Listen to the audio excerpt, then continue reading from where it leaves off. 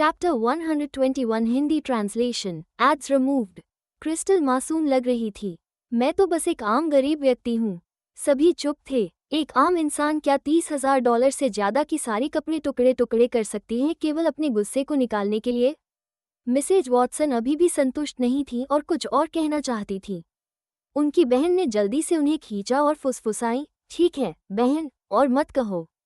चलो हम क्यों जाएं? मिसेज वॉटसन ने कहा, आज मुझे तो जवाब चाहिए। उनकी छोटी बहन ने उन्हें बाहर खींचा और कहा, बस, क्या तुम्हें मौत का डर नहीं है? क्या? मिसेज वॉटसन ने अपनी बहन को देखा। तुम्हें क्या हो गया? छोटी बहन ने फुसफुसाया, क्या तुम्हें उस छोटी लड़की के हाथ में कार्ड नहीं दिखा?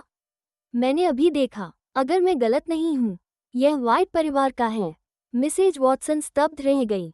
कौन सा व्हाइट परिवार? कौन सा व्हाइट परिवार? उनकी बहन ने कहा, पूरा शॉपिंग मॉल व्हाइट परिवार का है।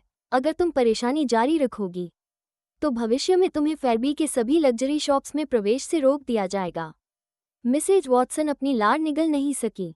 क्या ये सच में इतना गंभीर है? तुम अभी फेयरबी आए हो, इसलिए तुम्हें व्हाइट परिवार कितना खतरनाक है यह नहीं पता। खासकर उस व्हाइट परिवार का जो। छोटी बहन ने स्टोव में स्थिति को देखकर कहा, छोड़ो छोड़ो, चलो। स्टोव के अंदर डेबी अपने हाथों में कपड़ों का ढेर थामे हुई थी। उसकी आंखें लाल थीं। वो क्रिस्टल को घूर रही थी और लगभग उसकी त्वचा का एक टुकड़ा फाड़ने को तैयार थी। कपड़े नहीं खरीदने के बजाय क्रिस्टल ने उन्हें खरीदा, लेकिन उसने उन्हें सामने ही काट दिया।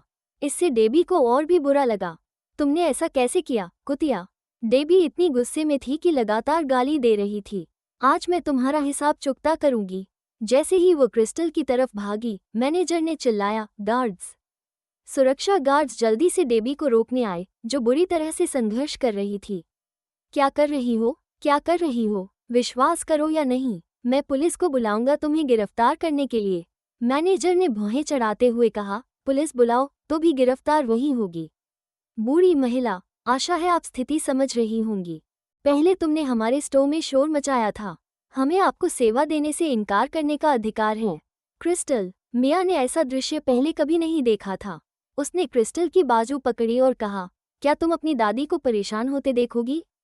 तुम्हारे पास अब भी कोई आत्मा नहीं है क्या? उन्हें छोड़ने के लिए कहो। क्रिस्टल ने सिर्फ ओह कहा और मुड़कर बोली, कृपया सुरक्षा गार्ड्स उन्हें भी अपने साथ बाहर ले जाएं। वे एक दूसरे के इतने करीब हैं कि अभी अलग नहीं हो सकते। मिया, सुरक्षा गार्ड्स ने सिर हिलाया। ठीक है मिस। दोनों को सुरक्षा गार्ड्स ने बाहर खींचा और वे अभी भी बाहर गाली दे रहे थे। क्रिस्टल ने भौहें चढ़ाते हुए कहा, क्षमा करें कि मैंने आपको परेशानी दी। कोई बात नहीं मिस एवंस। मैनेजर ने कहा, क्या आप अभी भी अन्य चीजें देखना चाहती हैं? श्री ताओ ने आदेश दिया है कि जो कुछ भी आप चाहते हैं उसे फ्लावर लैंड में भेज दिया जाए। क्रिस्टल ने सिर हिलाया, पेपर बैग उठाया और कहा, मैंने जो लेना था ले लिया है, अब मैं जा रही हूँ। मैनेजर ने कहा, कृपया इस रास्ते से जाएं। मुख्य द्वार से बाहर जाने पर समस्या हो सकती है। क्रिस्टल ने गुस्से में देख रही डेबी और मिया को कहा, धन्यवाद। क्रिस्टल मैनेजर के साथ पीछे के दरवाजे से बाहर गई। वो एक सुनसान जगह पर गई और अपना फोन निकाला। थोड़ी देर हिचकिचाने के बाद उसने हारोल्ड का नंबर डायल किया। उसे पता था कि यह आदेश यूक का नहीं था, ये हारोल्ड का विचार था। चैप्टर 122। हारोल्ड ने जल्दी से फोन उठाया। क्या हुआ? क्रिस्टल ने उसकी आवाज़ सुनी और किसी कारणवश अचानक खुद को बहुत अन्यायग्रस्त महसूस किया। जब उसे एंटनी ने गलत समझा और डेबी व मिया ने एवंस निवास में डांटा, तब उसे ऐसा अन्याय नहीं लगा। हारोल्ड, क्रिस्टल की आवाज़ बहुत ही नर्म थी। वो नहीं जानती थी कि वो कितना दयनीय लग रही थी जब वो कोने में बैठी थी। वो एक बेसहारा बिल्ली की तरह छोटे से गोले में सिकुड़ी हुई थी, जैसे खुद से कुछ गर्मी लेने की कोशिश कर रही हो। मुझे तुम्हारी थोड़ी याद आ रही है। हारोल्ड रुका और कहा, तो नीचे आओ और दरवाज़ा नंबर 1 से बाहर निकलो। क्रिस्टल हैरान रह गई। वो तुरंत खड़ी हुई, फ़ोन पकड़ा और सीढ़ियाँ उतर गई। राहगीर अजीब तरीके से उसे देखने लगे, लेकिन क्रिस्टल को कोई फिक्र नहीं थी। वो तीसरी मंजिल से नीचे दरवाज़ा नंबर 1 तक पहुंची। बाहर सूरज तेज चमक रहा था। हारोल्ड कार के पास खड़ा था। उसने ऐश ब्लू शर्ट और चश्मा पहना था। वो लंबा और टांगों में लंबा था। वहां खड़ा होना ही सभी का ध्यान अपनी ओर खींच रहा था। क्रिस्टल उसकी बाहों में गिर पड़ी। उसके गाल उसके सीने से चिपक गए और उसकी आवाज़ बुदबुद आई। तुम यहाँ क्यों हो? हारोल्ड ने उसका फर वाला सिर छुआ और कहा, अगर मैं नहीं होता तो कोई तुम्हें दिलासा भी नहीं देता, चाहे तुम रो भी दो। क्रिस्टल ने होंठ सिकोड़ लिए। मैं रोई नहीं, लेकिन उसकी आवाज़ में पहले ही रोने का सुर था। क्रिस्टल अक्सर रोती थी और हारोल्ड ने इसे कई बार देखा था। कहा जाता है, जितनी अधिक आंसू उतनी कम उनकी कीमत। लेकिन अब जब वो लड़की के गालों पर क्रिस्टल जैसे आंसू देख रहा था, उसे फिर भी असहज महसूस हुआ। अगर रोना है तो रो लो, मैं तुम्हारा मजाक नहीं उड़ाऊंगा, हारोल्ड ने कहा। तुम बहुत बुरे हो, तुम जरूर। क्रिस्टल आंसुओं के साथ घुट घुट कर बोली, तुम बस मेरा मजाक देखने आई हो। मैं 40 मिनट से ज्यादा ड्राइव करके तुम्हारा मजाक देखने आया? हारोल्ड मुस्कुराया। तो तुम वाकई कीमती हो। क्या तुम जानते हो मेरा समय कितना कीमती है? क्रिस्टल ने रोते हुए कहा। तो फिर तुम अब जा सकते हो, मेरे पास तुम्हारे लिए पैसे नहीं हैं। उसकी बड़ी आंखें, सफ़ेद त्वचा, थोड़ी गोल मटोल चेहरा और गीली घुमावदार घनी पलकें, वो बेहद दयनीय लग रही थी। हारोल्ड ने एक हाथ से उसे पकड़ लिया और दूसरे हाथ से कार का दरवाज़ा खोला। उसने उसे कार में बिठाया और कहा, इतने सारे लोगों के बीच इतनी बेहया हरकत कैसे कर सकती हो? देखो कितने लोग देख रहे हैं। क्रिस्टल थोड़ी देर बाद शर्मिंदा हुई। उसने जल्दी से अपने आंसू पोंछे। हारोल्ड कार में बैठा, 2 टिश्यू निकाले और झुककर उसके आंसू पोंछे। क्रिस्टल की आंखें नम थीं। तो तुमने मुझे अभी क्यों नहीं चेताया? तुम बस मेरा मजाक देखने आए थे। जब वो असंगत व्यवहार कर रही थी तो वास्तव में हारोल्ड कुछ नहीं कर सकता था। चाहे जो भी कहता, गलत होता। हारोल्ड बस बोला, ठीक है, मेरी गलती है, रो मत। तुम्हारी आंखें अखरोट जैसी सूज गई हैं। क्रिस्टल अपनी स्कर्ट की किनारी खींचने लगी। तुम यहाँ क्यों हो? इतने सालों में पहली बार किसी ने वो कार्ड स्वाइप किया। किसी ने रिपोर्ट किया, हारोल्ड ने कहा। क्रिस्टल जल्दी से बोली, मैं भविष्य में तुम्हें पैसे दे दूंगी। वो टाई काफी महंगी थी। हारोल्ड मुस्कुराया और कहा, क्या तुम सोचती हो कि मैं तुम्हारे साथ कुछ $1000 की बहस करने आया हूँ? क्रिस्टल, हारोल्ड ने कहा, मैं बस देखना चाहता था कि तुम कितनी बेकार हो कि इतनी देर शॉपिंग की लेकिन सिर्फ $3000 खर्च किए। मुझे ये बहुत महंगा लगा। क्रिस्टल ने कहा, और तुमने वे कपड़े क्यों खरीदे? किसी से उन्हें काटवाना तो व्यर्थ है। आर्थिक दृष्टि से जब मैं उसे भुगतान कर दूं और वह मुझे सामान दे दे तो सामान का मिशन पूरा हो जाता है। यह व्यर्थ नहीं है। हारोल्ड ने भौहें उठाईं। इसके अलावा ये ज्यादा पैसे नहीं हैं। चैप्टर 123 टॉपिक, क्रिस्टल की बचपन की पीड़ा और हैरोल्ड का सहारा। क्रिस्टल हर बार हैरोल्ड की हरकतों से चकित हो जाती। उसके लिए पैसे सिर्फ एक मुद्रा का चिन्ह है और वह इसकी परवाह बिल्कुल नहीं करता। वे तुम्हारे साथ अच्छा व्यवहार नहीं करते?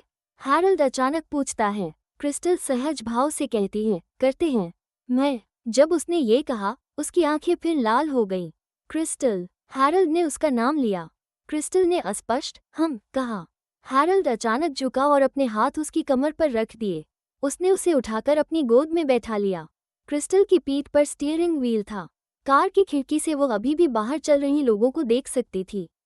वो चौंक गई। आप क्या कर रहे हैं? हैरोल्ड के चेहरे की बनावट अधिकांश एशियाई लोगों से कहीं अधिक गहरी थी। उसकी नाक लंबी और सीधी थी और नाक की नोक क्रिस्टल की नाजुक गर्दन को छू रही थी। उसकी आवाज़ बहुत खुरदरी थी। अगर वे तुम्हारे साथ अच्छा व्यवहार नहीं करते तो बस मान लो। तुम क्यों झूठ बोल रही हो?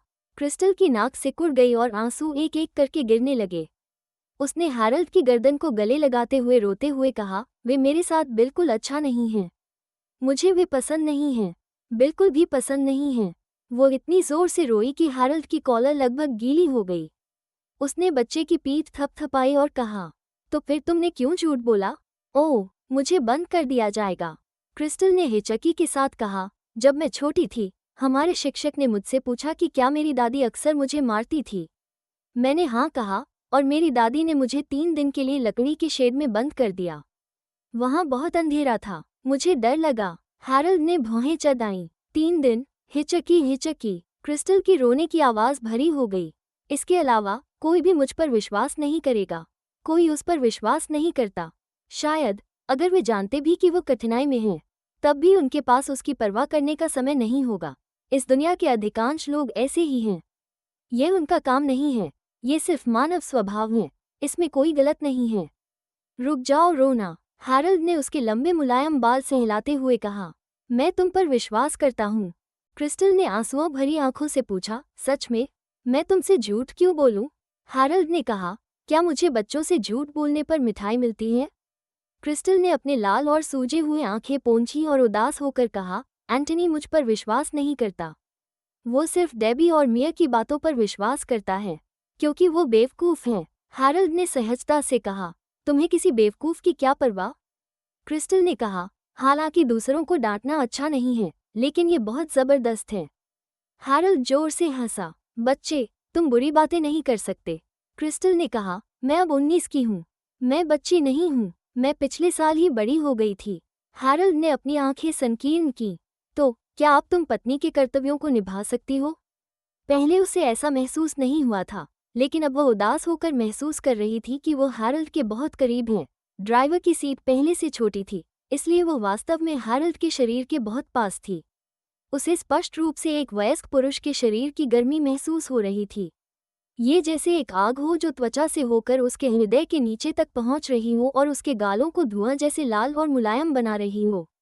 उसकी पलकों में लगातार कपकपी थी और उसने कहा, मैं सिर्फ आपकी मंगेतर हूँ। हमारी शादी अभी पंजीकृत नहीं हुई है। कानून हमारी शादी को मान्यता नहीं देगा, इसलिए मेरी यह कोई जिम्मेदारी नहीं है। हैरल्ड ने उसके छोटे गुलाबी गाल को चुटकी में लिया और कहा, देखो, तुम जवान लड़कियां सच में लोगों को मनाने में माहिर हो। तुम किसी का इस्तेमाल करने के बाद उनसे छुटकारा पा लेती हो। अभी तुम मेरी गोद में रो रही थी और अब मुझसे पलट गई हो। क्रिस्टल, मुझे बताओ, क्या ये ज्यादा नहीं है? चैप्टर 124 क्रिस्टल और हैरल्ड का रोमांटिक पल और सुरक्षा का वादा। क्रिस्टल की आंखें चौड़ी हो गईं। मैंने तुम्हें कब फेंक दिया? हैरल्ड ने कहा, मैं तो तुम्हें लगातार सांत्वना दे रहा हूँ। क्या तुम्हें लगता है कि तुम मुझे सिर्फ एक गले लगाकर छोड़ सकती हो? क्रिस्टल, उसने महसूस किया कि उसकी पूर्व ज्ञान बिल्कुल सही था। हैरल्ड वाकई शरारती था। वो थोड़ी देर हिचकिचाई, फिर हैरल्ड के चेहरे के किनारे को चूमते हुए धीरे से बोली, ये तुम्हारा इनाम है। हैरल्ड की नज़र उसके नम लाल होठों पर पड़ी और बोला, तुमने गलत जगह चूमा। क्रिस्टल की आंखें चौड़ी हो गईं। आप ऐसा क्यों कर रहे हैं? हैरल्ड ने कहा, क्या तुम जानते हो कि दूसरों को मेरी मदद लेने में कितना मेहनत करनी पड़ती है? मैं बस तुमसे चुंबन मांग रहा हूँ। क्रिस्टल का चेहरा लाल हो गया। उसने हिचकिचाते हुए होठ काटे, फिर भी आंखें बंद करके पुरुष के पतले होठों को छू लिया। वो जैसे ही उसके होठों को छूती, हैरल्ड ने उसे छोड़ने नहीं दिया। उसके बड़े हाथ उसकी पीठ से उसके सिर के पीछे चले गए, हर रास्ता बंद कर दिया। क्रिस्टल की आंखें चौड़ी हो गईं। ओह! हैरल्ड ने पलकों को झुका लिया। उसकी पलकें क्रिस्टल जैसी नहीं थीं। भले ही लंबी थीं, पर घुमावदार नहीं थीं। वे बहुत ठंडी लग रही थीं। बच्ची, हैरल्ड की आवाज़ बहुत नर्म थी। चूमते समय तुम्हें आंखें बंद करनी चाहिए। क्रिस्टल, मैं तुम्हें चूमना नहीं चाहती। क्या तुम आंखें खोलकर चूमना पसंद करती हो? हैरल्ड हंसा। ठीक है, फिर अच्छी तरह देखो कि मैं तुम्हें कैसे चूमता हूँ। हाँ? क्रिस्टल कुछ नहीं कह सकी। यह आदमी केवल उसे चूम नहीं रहा था, बल्कि अपनी जीभ भी निकाल रहा था। उसके गाल जल रहे थे और वो घबराकर आंखें बंद कर बैठी। हैरल्ड झुक गया और लगभग उसे स्टीयरिंग व्हील के पास दबा दिया और गहरा चुंबन किया। चुंबन के अंत में क्रिस्टल स्तब्ध रह गई। वो खाली नजरों से हैरल्ड की कॉलर को देख रही थी। उसका चेहरा लाल था, नाक लाल थी, होठ लाल थे और गर्दन भी लाल थी। हैरल्ड ने उसकी पीठ थपथपाई और कहा, भूख लगी है? मैं तुम्हें कुछ खाने के लिए ले चलता हूँ। क्रिस्टल की आंखें नम थीं। उसने हैरल्ड को देखते हुए शिकायत की, भूख लगी है? मैं ठीक हूँ, हैरल्ड ने कहा। मुझे ज्यादा भूख नहीं लगी। तुम झूठ बोल रहे हो, क्रिस्टल ने कहा। मुझे लगता है तुम अभी मुझे ही खाना चाहते थे। हैरल्ड, टस, टस। ये छोटी बच्ची इतनी मासूम लेकिन एक साथ शरारती भी थी। वो जिस तरह निर्दोष और पीड़ित होकर बात कर रही थी, वो सिर्फ औरों को उसे परेशान करने के लिए उत्तेजित कर रही थी। हैरल्ड ने उसके नाजुक गाल को चूमते हुए कहा, ठीक है, अब गुस्सा मत होना। मैं तुम्हें स्वादिष्ट खाना खाने ले चलता हूँ। क्रिस्टल ने होठों को मोड़ा और पूछा, तो हम क्या खा रहे हैं? हैरल्ड ने कहा, हम एक नए खुले जापानी रेस्टोरेंट जा रहे हैं। सुना है वहाँ के व्यंजन अच्छे हैं। क्रिस्टल तुरंत उत्साहित हो गई। मैंने कभी जापानी खाना नहीं खाया। मुझे आजमाना चाहिए। ठीक है। हैरल्ड ने उसे फिर से यात्री सीट पर बैठाया और कार चलाना शुरू किया। तुम्हारी दादी और सौतेली माँ। हैरल्ड ने आंखें सनकुड़ी। अगर तुम उन्हें नहीं देखना चाहती, तो मैं उन्हें हमेशा सनशाइन विलेज में रखवा सकता हूँ। क्रिस्टल ने जल्दी से कहा, नहीं। हैरल्ड ने उसकी ओर तिरछी नजर डाली। क्रिस्टल ने गंभीरता से कहा, अगर वे सनशाइन विलेज से बाहर नहीं निकल सकती तो डोरा को कौन परेशान करेगा? तुम्हें स्टेसी से पता है कि उसने मुझे केज में बंद किया था, वो भी डोरा के कहने पर। मैं अच्छा बनना नहीं चाहती। मैं चाहती हूँ कि डोरा इन दोनों बुढ़ियों की लड़ाई क्षमता का अनुभव करे। चैप्टर 125 क्रिस्टल की समझदारी और हैरल्ड का स्नेह। हैरल्ड ने महसूस किया कि क्रिस्टल वास्तव में अजीब थी। वो प्यार और नफरत के मामले में बहुत स्पष्ट थी, जो इस शहर के अधिकांश लोगों से अलग था। उसकी दुनिया में जैसे केवल काला और सफ़ेद था, कोई ग्रे नहीं। वो हमेशा के लिए एक गर्म छोटा सूरज जैसी थी। जैसे ही वो उसके पास आता, वो उसे गले लगाने से खुद को रोक नहीं पाता। हैरल्ड मुस्कुराते हुए बोला, तुम्हारा प्लान बहुत अच्छा है। बिल्कुल, क्रिस्टल ने कहा, मैं बदला लेने वाली हूँ, इसलिए मुझे नाराज मत करना। हैरल्ड ने आगे के ट्रैफिक की ओर देखते हुए पूछा, अगर मैं तुम्हें नाराज कर दूं तो तुम क्या करोगी? क्रिस्टल ने लंबे समय तक सोचा और कहा, मैं तुम्हें नज़रअंदाज कर दूंगी। मैं और कुछ नहीं कर सकती। वो किसी भी तरह हैरल्ड को हर नहीं सकती थी। अगर कभी हैरल्ड उसे पसंद नहीं करता और रखना नहीं चाहता, तो उसके पास केवल अपनी छोटी सी बैग लेकर जाने के अलावा कोई रास्ता नहीं होगा। हैरल्ड की उंगलियां थम गईं। ये तो बहुत गंभीर है। क्रिस्टल गंभीरता से बोली, हाँ, ये बहुत गंभीर है। भविष्य में मुझे तुम्हारी अच्छी तरह सेवा करनी होगी, हैरल्ड ने कहा। मैं तुम्हारी हर दिन पूजा भी करूंगा। आशा है कि तुम नाराज नहीं होगी। क्रिस्टल, भले ही वो कितनी भी बेवकूफ थी, वो समझ सकती थी कि हैरल्ड उसका मजाक उड़ा रहा है। क्रिस्टल ने हाथों को क्रॉस किया और नाक भान सिकोड़ते हुए सोचा। उसने पहले जो टाई खरीदी थी, उसे हैरल्ड को देने का इरादा छोड़ दिया। वो इसे एंटनी को बेचने को तैयार थी। डेबी और मिया ने देखा कि क्रिस्टल दूसरी दरवाजे से चली गई। उन्हें ये जगह अपरिचित थी और वे बैकडोर नहीं ढूंढ पा रही थी। वे बस खाली आंखों से देखती रह गईं। साला, ये बिच्छी। डेबी बेहद गुस्से में थी। अगर मैं उसे फिर देखूं, तो उसकी खाल उतार दूंगी। मिया का चेहरा अच्छा नहीं लग रहा था। डेबी ने क्रिस्टल को बिच्छी कहा, जिससे साफ था कि उसने भी डांट खाई थी। लेकिन वो इस ताकतवर सास से हमेशा डरती थी, इसलिए बहस करने की हिम्मत नहीं हुई। वो बस कह सकी, माँ, अब हम क्या करें? वो बहुत शर्मिंदा महसूस कर रही थी। वे अभी अभी हंगामा कर चुकी थी और अब राहगीर उन्हें देख रहे थे। डेबी ने एक राहगीर की ओर गुस्से से देखा और डांटा, क्या देख रहे हो? क्या कभी किसी को नहीं देखा? राहगीर घृणा से तेजी से चले गए। दूसरी पार्टी को खुद से दूर होते देखकर डेबी और अधिक गुस्से में हो गई और बोली, अब और क्या कर सकते हैं? हम उस बिच्छी क्रिस्टल को नहीं ढूंढ सकते। हमें एवंस परिवार लौटना होगा। तुम्हारी जन्मी बेटी अभी एवंस परिवार में है, वो हमें अकेला नहीं छोड़ेगी। मिया की आंखें चमकी। हाँ, हाँ, हाँ, शायद डोरा अपना काम खत्म कर चुकी है। चलो वापस जाकर देखते हैं। डेबी ने बुदबुदाया, मुझे पता था। वो बिच्छी क्रिस्टल हाय परिवार की वंशज नहीं है। हाय परिवार में ऐसी वंशज कैसे हो सकती है? मिया ने पुष्टि की, सही है। उसने तुम्हारे लिए कुछ कपड़े भी नहीं खरीदे। वो बहुत अधिक हठी है। जब हम एवंस परिवार पहुंचेंगे, तो हमें उसके जन्म पिता और भाइयों से बात करनी होगी। अगर यह डोरा होती, तो क्या वो ऐसा कर सकती? दरअसल, डेबी को डोरा भी ज्यादा पसंद नहीं थी। उसके दृष्टिकोण में सभी बेटियां बेकार थीं। लेकिन डोरा एवंस परिवार की प्यारी थी, इसलिए उसने उसे बहुत ऊंचा माना। तुम डोरा की जन्म माँ हो, इसलिए तुम्हें उसके साथ अच्छा रिश्ता बनाना चाहिए, डेबी ने हिदायत दी। हम उस बिच्छी क्रिस्टल पर निर्भर होकर ज्यादा धन का आनंद नहीं उठा सकते। हमें अभी भी डोरा पर निर्भर रहना होगा। माँ, आप ऐसा कैसे कह सकती हैं? मिया नाखुश हुई। डोरा अभी भी बच्ची है। हम उसके सामने पैसे की बात कैसे कर सकते हैं? जब हम उससे मिले, तो पैसे की बात मत करना, डेबी ने कहा।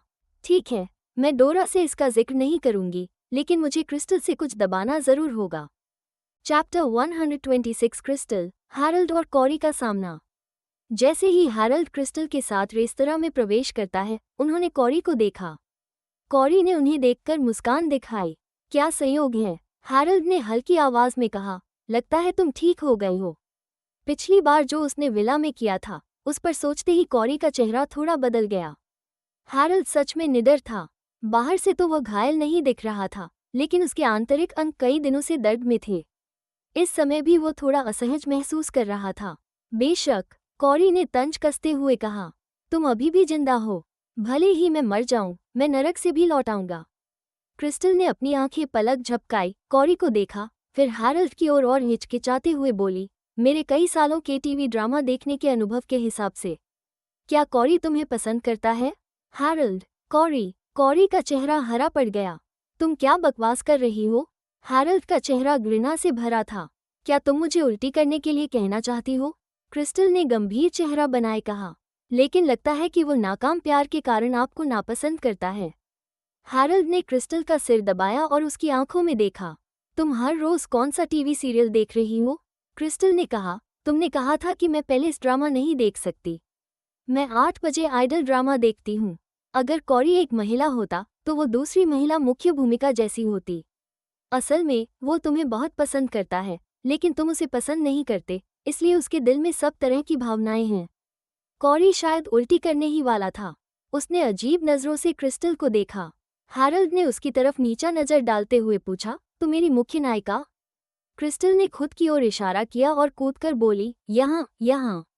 हैरल्ड, कहाँ? क्रिस्टल, यहाँ। हैरल्ड ने नजर डालकर कहा, ओह, तुम बहुत छोटी हो।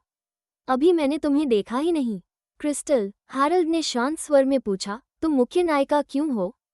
क्रिस्टल ने गंभीरता से कहा, क्योंकि मैं मुख्य नायिका की तरह गरीब हूँ। Harald, ask. कॉरी 2 कदम आगे बढ़ा और क्रिस्टल को घूरने लगा। तुम जानबूझकर मुझे परेशान कर रही हो, है ना? क्रिस्टल जल्दी से हैरल्ड के पीछे छिप गई और उसकी बाँह पकड़ ली। उसने सिर बाहर निकाला और कहा, मैं बस बात कर रही थी। तुम इतने भयंकर क्यों हो? बता दूं, आज मेरा पति यहाँ है, मैं तुमसे नहीं डरती। हैरल्ड उसके शब्दों से बहुत खुश हुआ। उसने भौहें उठाई और कहा, फिर क्या तुम फिर से पीटना चाहती हो? कॉरी ने ठंडे स्वर में कहा, फिर से कौन जीतेगा, कहना मुश्किल है। हैरल्ड ने कहा, या तो तुम हारो या मर जाओ। हमें फिर से करना है। कॉरी, हैरल्ड, भरवा। हैरल्ड ने क्रिस्टल के कान ढक दिए। यहाँ बच्चे भी हैं, तुम कैसे गाली दे सकते हो? क्रिस्टल ने सहमति में सिर हिलाया। हाँ, क्या तुम्हें उचित लगता है? कॉरी महसूस कर रहा था कि वो इन दोनों से गुस्से से मरने वाला है। सचिव घबराकर धीरे से कहा, प्रेसिडेंट कूम्स, प्रेसिडेंट ली अभी अंदर इंतजार कर रहे हैं। कॉरी ने ठुकराते हुए कहा और क्रिस्टल की ओर देखा, तुम बेहतर होगा कि अपने पति से बंध जाओ, नहीं तो मैं एक दिन पकड़ लूंगा। वो अपना वाक्य पूरा नहीं कर पाया, लेकिन क्रिस्टल हैरान रह गई। तुम अभी भी मुझे धमका रहे हो? कॉरी ने हैरल्ड की ओर एक और नज़र डाली और फिर सचिव के साथ वहां से चला गया। क्रिस्टल ने खुद से कहा, क्या तुम्हें नहीं लगता कि जब उसने जाने से पहले तुम्हें देखा तो उसकी आंखों में हजारों शब्द मिलकर एक वाक्य बन गए थे, मैं तुमसे प्यार करता हूँ? कॉरी घबराकर क्रिस्टल की कान खींचने वाला था। चैप्टर 127 क्रिस्टल की मासूमियत और हैरल्ड का सख्त प्यार। हैरल्ड ने क्रिस्टल का मुंह अपने हाथ से ढक लिया और आंखें संकीर्ण की। अगर तुम आगे बढ़ी तो मैं तुम्हारा मुंह सिल दूंगा। क्या मुझ पर भरोसा करती हो? क्रिस्टल की आंखें बड़ी हो गई और उसने जल्दी से सिर हिला दिया। तभी हैरल्ड ने उसे छोड़ दिया और कहा, अगर तुम भविष्य में फिर से ऐसा कुछ कहोगी तो मैं टीवी तोड़ दूंगा। क्रिस्टल बोली, लेकिन वो आपका टीवी है। हैरल्ड ने कहा, मैं इसे नहीं देखता। क्रिस्टल ने ईमानदारी से कहा, आप वाकई बर्बाद करने वाले हैं। वेटर ने दोनों का गर्मजोशी से स्वागत किया और उन्हें प्राइवेट रूम में ले गया। हैरल्ड की आवाज़ सुस्त थी, अगर मैं 500 साल और जीऊं तब भी मैं अपनी दौलत खत्म नहीं कर पाऊंगा। क्रिस्टल चुप रह गई। जापानीज रेस्टोरेंट बहुत शानदार ढंग से सजाया गया था और हर प्राइवेट रूम की सजावट अलग थी। इस कमरे में कई लुभावने बटरफ्लाई ऑर्किड के पौधे थे जो माहौल को और भी शाही बना रहे थे। वेटर ने मेन्यू लाया। क्रिस्टल ने तस्वीरें देखी और कुछ डिशेज ऑर्डर की। फिर वेटर बाहर चला गया। क्रिस्टल ने थोड़ी पकड़ते हुए पूछा, क्या आपने फिर से काम छोड़ा? हैरल्ड ने पूछा, किसके लिए मैंने काम छोड़ा? क्रिस्टल ने कहा, मैंने आपसे मिलने के लिए नहीं कहा। हैरल्ड ने पानी का घूंट लिया और कहा, अगर मैं नहीं आता तो कोई अभी भी मॉल में बैठा रो रहा होता। क्रिस्टल थोड़ी शर्मिंदा हुई, मैंने सच में रोया नहीं। हैरल्ड ने अपनी पतली उंगलियों से कॉलर को खींचा। उस पर एक हिस्सा बाकी के हिस्से से थोड़ा गहरा था। तो यह क्या है? क्रिस्टल ने धीरे से कहा, अगर आपने नहीं कहा होता कि आप नीचे हैं तो मैं रोती भी नहीं। उसने दबे स्वर में कहा, मेरे रोने की वजह पूरी आपकी है। हैरल्ड उसकी तर्कसंगत बात पर मुस्कुराया। तो मुझे तुम्हारे पास नहीं आना चाहिए था? क्रिस्टल ने कहा, ऐसा नहीं है, मैं क्षमाशील हूँ। मैं आपसे बहस नहीं करूंगी। हैरल्ड, तो क्या मुझे तुम्हारा धन्यवाद कहना चाहिए? क्रिस्टल ने कहा, आपका स्वागत है हैरोल्ड। वेटर ने डिशेस सर्व करनी शुरू की। क्रिस्टल को कई डिशेस पसंद नहीं आए, इसलिए उसने मुश्किल से ही खाया। जब उसने बिल देखा तो उसने हैरोल्ड के कान में झुककर कहा, बहुत महंगा और खाना बुरा है, हम फिर नहीं आएंगे। उसकी हल्की सांसें उसके मीठे शरीर की खुशबू के साथ उसके कान के पास थीं। हैरोल्ड ने उसे देखा और कहा, साधारण बात बोलो, इतना पास क्यों हो? क्रिस्टल ने कहा, मुझे डर था कि वेटर अगर सुनेगा कि खाना बुरा है तो वो मुझे मारेगा। हैरोल्ड हंस पड़ा, क्या तुम्हारा पति यहाँ नहीं है? किससे डर रही हो? क्रिस्टल ने सिर हिलाया, मैं किसी पुरुष पर भरोसा नहीं कर सकती। क्या तुम्हें पता नहीं? हैरोल्ड, अगर तुम ऐसा कहोगी तो भले ही तुम्हें मारा जाए, मुझे परवाह नहीं होगी। क्रिस्टल इतनी डर गई कि तुरंत उसके पास चिपक गई और कहा, मुझे लगता है कि आप भरोसेमंद हैं, मास्टर वाइट। आप आम पुरुषों जैसी नहीं हो सकते। आखिरकार पूरी दुनिया में मास्टर वाइट सबसे अच्छे हैं। ये फिर से वही बात थी। इस बच्चे का मुंह इतना मीठा था कि यही लग रहा था जैसे उसके मुंह में हमेशा चीनी है, वरना वो इतनी प्यारी बात कैसे कर सकती थी? हैरोल्ड ने इसे नहीं माना। उसने बिल साइन किया और कहा, अगर तुम्हें पसंद नहीं आया तो अगली बार नहीं आएंगे। थोड़ी देर रुककर उसने कहा, असल में मुझे भी अच्छा नहीं लगा जो इस रेस्टोरेंट की सिफारिश की है। अगली बार मैं उससे पूछ लूंगा कि क्या उसे विज्ञापन का पैसा मिलता है। क्रिस्टल ने सिर हिलाया, फिर अब हम कहाँ जा रहे हैं? हैरोल्ड ने रुककर कहा, मैं तुम्हें वहीं छोड़ दूंगा जहाँ से मैंने तुम्हें उठाया था। क्रिस्टल, हैरोल्ड ने कहा, मैं कंपनी जा रहा हूँ, क्या तुम मेरे साथ आओगी? क्रिस्टल गंभीर होकर बोली, क्या आपको नहीं डर लगता कि मैं एक वाणिज्यिक जासूस हूँ?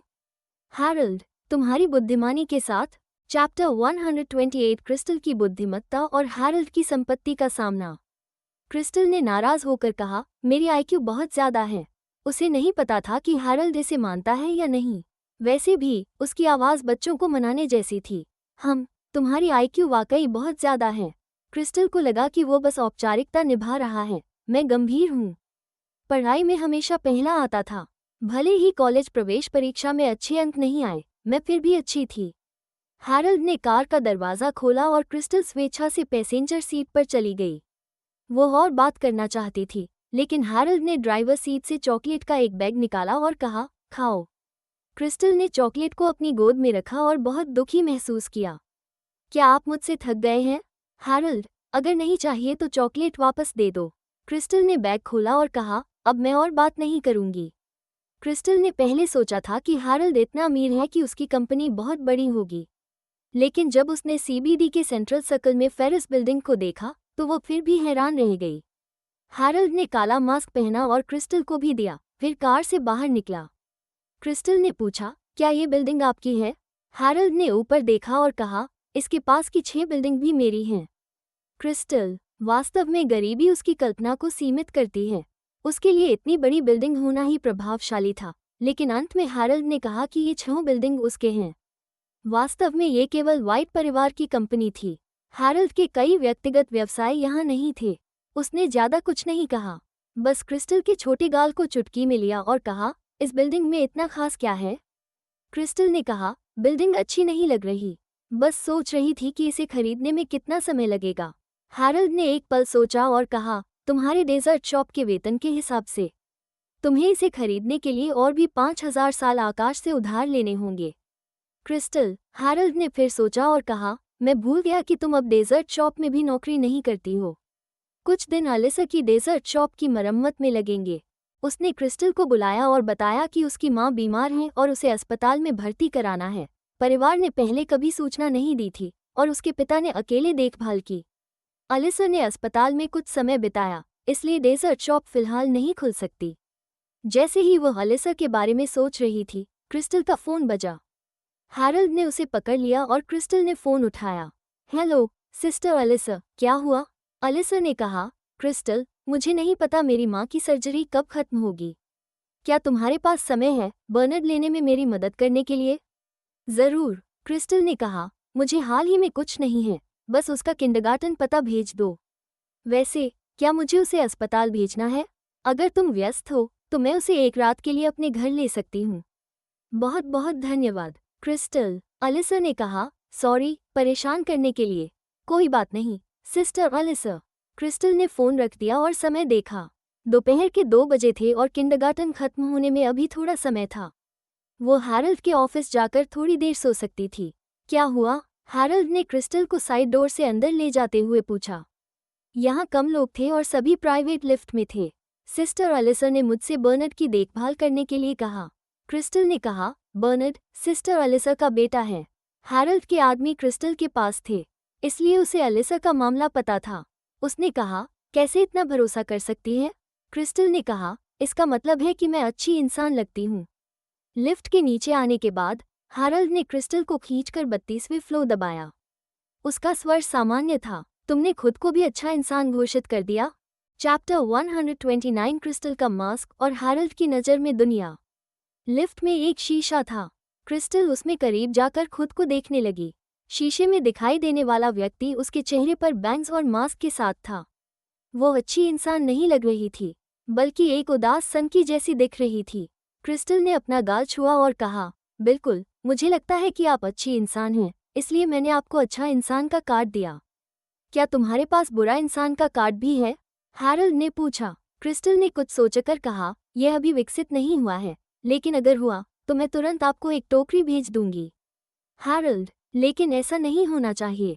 क्रिस्टल ने भारी सांस ली। आखिरकार इस दुनिया में बहुत सारे बुरे लोग हैं। हैरल्ड के लिए यह असामान्य था कि उसे क्रिस्टल के शब्द इतने तर्कसंगत लगे। जैसे ही लिफ्ट 32वें फ्लोर पर पहुंची, वहां सिर्फ सचिवों के डेस्क और हैरल्ड का ऑफिस था। ये बहुत शांत था। जैसे ही सचिवों ने हैरल्ड को देखा, वे जल्दी से उसका अभिवादन करने लगे। क्रिस्टल को देखते हुए, जो सिर बाहर निकाल रही थी, उन्होंने जिज्ञासा नहीं दिखाई। उनका पेशेवर स्तर बेहद उच्च था। हैरल्ड ने क्रिस्टल का हाथ पकड़ा और अपने दूसरे हाथ से मास्क हटाया, जो उसके कान के पीछे हुक किया गया था। क्रिस्टल जल्दी से पंजों के बल खड़ी होकर बोली, मुझे भी हटा दो, मुझे भी हटा दो। हैरल्ड ने अपनी पलकों को झुकाया। अपने लंबे और पतले अंगुलियों के झटके से उसने उसका मास्क हटाया और कहा, क्या तुम खुद नहीं हटा सकती? क्रिस्टल की आंखें हंसी से झुकी हुई थीं। हालांकि मैं 6 बिल्डिंग नहीं खरीद सकती, मैं बिल्डिंग के मालिक से अपना मास्क हटा सकती हूँ। क्या तुम्हें लगता है मैं बहुत शक्तिशाली हूँ? तुम सबसे शक्तिशाली हो। हैरल्ड हंसा। तुमसे बेहतर कोई नहीं है। क्रिस्टल तुरंत खुश होकर अपनी छोटी पूंछ हिलाई। हैरल्ड उसे अपने ऑफिस में ले गया। अंदर की सजावट बहुत साधारण थी और थोड़ी खाली लग रही थी। क्रिस्टल को फ्लोर टू सीलिंग खिड़की बहुत पसंद आई। यहाँ से वो पूरे फैबी शहर को देख सकती थी। ये पूरे सी देश का सबसे समृद्ध शहर था। अगर वो परिवारों की रोशनी, चमकते नियॉन लाइट्स, अंधेरी रात और ठंडी अर्धचंद्र को देख सकती, तो यह और भी सुंदर होता। हैरल्ड ने इंटरनल कॉल किया और सचिव से कहा कि एक टैबलेट और छोटी लड़कियों के पसंदीदा स्नैक्स लाकर लाए। सचिव ने शांत आवाज में जवाब दिया, फिर अपने सहयोगियों के साथ चुपचाप उत्साहित होकर चीखी। राष्ट्रपति ने वास्तव में एक छोटी लड़की को यहाँ लाया था। छोटी लड़की का हाथ पकड़ा, छोटी लड़की का मास्क हटाया, छोटी लड़की को मनाया और उसके लिए स्नैक्स मांगे। वे रोमांचित थे। मैंने सोचा था कि राष्ट्रपति महिलाओं में रुचि नहीं रखते। सचिव की आवाज़ बहुत धीमी थी, लेकिन उत्साह छिपाना मुश्किल था। मैं सोच रही थी कि या तो वो पूरी जिंदगी सिंगल रहेंगे या फिर कोई बड़ी और संगत पृष्ठभूमि वाली महिला पाएंगे। अंत में राष्ट्रपति को ये शैली पसंद आई। बहुत प्यारी, बहुत प्यारी। उनकी ऊंचाई उन्हें एक दूसरे के साथ अच्छा दिखाती है। सचिव बी ने अपना मुंह ढका। अच्छा हुआ कि राष्ट्रपति को भी लोगों को मनाना आता है। कितना अफसोस कि मैंने उसका चेहरा साफ नहीं देखा। वो वास्तव में सुपर प्यारी लगती होगी। अफसोस कि मैं ये समाचार नहीं बता सकती कि मास्टर वाइट अभी भी जिंदा हैं, वरना मैं इसे कंपनी के ग्रुप चैट में फैलाकर सभी को रोमांचित कर देती। सचिवों में से सभी टॉप नॉच प्रतिभाएं थीं और उनमें कई सुंदर महिलाएं भी थीं। शुरुआत में हैरल्ड के बारे में कोई भ्रम नहीं था, लेकिन जैसे ही उन्होंने सभी खतरों को भांप लिया और रुके, उन्होंने पाया कि हैरल्ड की नज़र में इस दुनिया में केवल 2 तरह की महिलाएं हैं। एक है साथी और दूसरी अजनबी। प्रियतम, वो मौजूद नहीं। मास्टर वाइट की नज़र में केवल लाभ ही है। चैप्टर 130 क्रिस्टल की मासूमियत और लैरी की हैरानी। दरवाजे पर ठक ठक की आवाज़ हुई। सचिव हाथ में ट्रे लिए सावधानी से बोली, मास्टर वाइट, चीज़ यहाँ है। हम। हैरल्ड अपने डेस्क के पीछे बैठे थे और सिर भी नहीं उठाया। बस उसे दे दो। ठीक है। सचिव ने ट्रे छोटे टेबल पर रखा और कहा, मिस, टैबलेट इंटरनेट से कनेक्ट हो गया है। साथ ही मुझे नहीं पता कि आपको क्या खाना पसंद है, इसलिए मैंने हर तरह के स्नैक्स लिए। वैसे मैंने आपके लिए एक गिलास जूस भी डाला है। धन्यवाद, क्रिस्टल ने मीठी आवाज में कहा। मुझे ये सब बहुत पसंद है। सचिव का दिल उसकी आवाज सुनकर पिघल गया। उसने जल्दी से कहा, आपको धन्यवाद देने की जरूरत नहीं। आपको पसंद आए, बस यही काफी है। उसका चेहरा निर्दोष था। जैसे ही वो ऑफिस से बाहर निकली, तुरंत लोगों के समूह ने उसे घेरे में ले लिया। कैसा है, मास्टर वाइट और वो छोटी लड़की अंदर क्या कर रहे हैं? क्या सोच रही हो? मास्टर वाइट काम कर रहे हैं, लेकिन मैंने वो लड़की कभी नहीं देखी। शायद वो फैबी शकील की नहीं है। आखिरकार मैंने यहाँ ज्यादातर अमीर युवा महिलाओं को देखा है। मास्टर वाइट की दौलत के साथ उसे किसी संपन्न परिवार की महिला चुनने की जरूरत नहीं है। वो किसी के साथ भी रह सकता है। अरे, आप क्या बात कर रहे हैं? एक स्पष्ट आवाज सुनाई दी। जैसे ही भीड़ ने सिर घुमाया और आने वाले व्यक्ति को देखा, किसी ने हंसते हुए कहा, मिस्टर रेन्स, आप यहाँ क्यों? लैरी ने अपने हाथ में फोल्डर हिलाया और कहा, मैं हैरल्ड से दस्तावेज पर साइन करवाने आया हूँ। लैरी कंपनी में अक्सर आते थे और सचिवों के परिचित थे। उनका चरित्र अच्छा था, इसलिए वे आसानी से दूसरों से गुस्सा नहीं होते। वो अच्छे परिवार में पैदा हुए थे, लेकिन कभी दिखावा नहीं करते थे। वो अमीरों के साथ स्वादिष्ट भोजन खा सकते थे और कर्मचारियों के साथ इंस्टेंट नूडल्स भी। इसके अलावा वो सितारे जैसे दिखते थे, इसलिए लड़कियों में उनका क्रेज था। मास्टर वाइट ऑफिस में हैं। सचिव मुस्कुराते हुए बोली, क्या आप थोड़ी देर रुकोगे? मैं तुरंत आपको कॉफी बना दूंगी। जरूरत नहीं, लैरी मुस्कुराए और बोले, मुझे कुछ और करना है। वो साइन कर दे, फिर मैं चला जाऊंगा। जैसे ही वो दरवाज़ा खोलने के लिए आगे बढ़े, उन्होंने हैरल्ड को दस्तावेज पढ़ते हुए नहीं देखा, बल्कि उनकी नज़रें क्रिस्टल पर पड़ी, जो आलू के चिप्स खा रही थी। लैरी ने दरवाज़ा फिर से बंद किया, शंका करते हुए कि शायद ये भ्रम था। वरना उसने कैसे देखा कि एक लड़की हैरल्ड के ऑफिस में थी? उसने खुद को संभाला और फिर दरवाज़ा खोला। इस बार क्रिस्टल हाथ में आलू का चिप्स लिए उसे मुंह में डाल रही थी। लैरी ने हैरल्ड को देखा। ये कौन है? हैरल्ड ने कहा, मेरी पत्नी। लैरी शब्दहीन रह गए। उन्होंने फुफकारा, मैं हमेशा सोचता था कि अगर आपकी पत्नी होगी तो वो कोई ऐसी होनी चाहिए जिसकी खातिर मैं मर जाऊं। हैरल्ड ने अपने हाथ में पेन नीचे रखा और उसे ठंडे स्वर में देखा। लैरी हंसा। हैरल्ड ने क्रिस्टल से कहा, आज दोपहर जिस जापानी रेस्टोरेंट में हमने भोजन किया, वो उसकी सिफारिश पर था। क्रिस्टल ने अपनी आंखें झपकाईं। अगर आप लोगों को वहां लाने में कामयाब हो गए तो कितनी छूट मिल सकती है? लैरी, नहीं, वो रेस्टोरेंट मेरी पूर्व प्रेमिका ने खोला था। उसने मुझे लोगों को भेजने के लिए कहा था। क्रिस्टल समझ गई, भाई भाई जैसे होते हैं, औरतें कपड़े जैसी। आप हाथ पैर तोड़कर बाहर जा सकते हैं, लेकिन नंगे नहीं जा सकते। लैरी ने अविश्वास से हैरल्ड को देखा। क्या ये छोटी लड़की मेरा मजाक उड़ा रही है? नहीं, हैरल्ड ने दस्तावेज पर साइन करते हुए हल्के स्वर में कहा, ये गिना नहीं जाता। आत्मविश्वासी बनो। वो बस तुम्हें गाली देना नहीं जानती, वो केवल तुम्हें डांट रही है। लैरी बस हक्का बक्का रह गए। चैप्टर 131 क्रिस्टल की होशियारी और कार दुर्घटना का रहस्य। लैरी क्रिस्टल के पास आया और पूछा, क्या तुम जानती हो कि मैं कौन हूँ? क्रिस्टल ने कहा, आप वही हैं जिन्होंने मास्टर वाइट को $2000 चुकाने के लिए धोखा दिया। लैरी ने अपनी जेब से अपना विजिटिंग कार्ड निकाला, 2 अंगुलियों से उसे टेबल पर रखा और पूछा, क्या तुम मुझे जानती हो? क्रिस्टल ने उसे देखा और नाखुश होकर कहा, मैंने पहले पढ़ाई की है और मैं इन अक्षरों को जानती हूँ। क्या आप सोचते हैं कि मैं, लैरी, शब्द नहीं पढ़ सकती? लैरी उसकी तेज दिमागी क्षमता से स्तब्ध रह गए और बोले, सिवाय लैरी शब्द के तुमने और कुछ नहीं देखा? क्रिस्टल ने कहा, रेन्स ग्रुप का सीईओ, आप पहले से सीईओ हैं, फिर भी छूट क्यों मांग रहे हैं?